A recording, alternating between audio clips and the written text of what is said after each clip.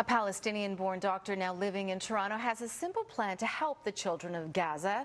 He's trying to put together enough money and support to bring 100 wounded children from Gaza to Ontario for treatment.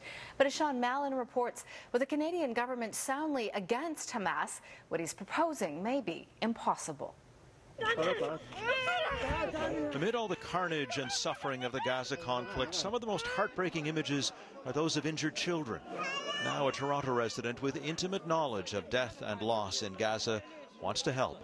This idea came to my mind as a person who was burned by the fire of conflict and war. Gaza-born Izzeldin Abuleish was the first Palestinian doctor to gain a residency at an Israeli hospital.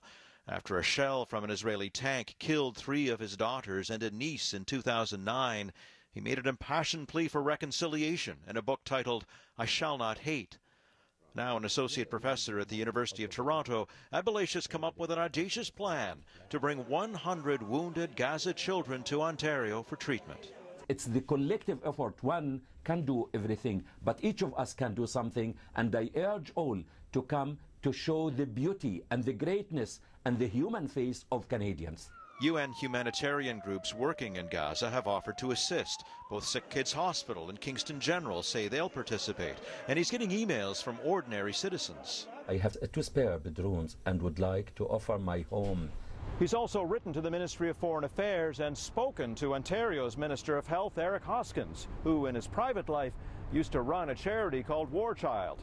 Hoskins, through a spokesperson, said that his heart goes out to those suffering on both sides of the conflict. But there's no offer yet of any support. When we asked Foreign Affairs about it, a spokesperson issued this statement. Hamas's reckless aggression continues to put Palestinian lives at risk by impeding the delivery of humanitarian assistance to Gaza. Canada supports the Palestinian people and is considering a variety of options on how best to assist the current humanitarian situation.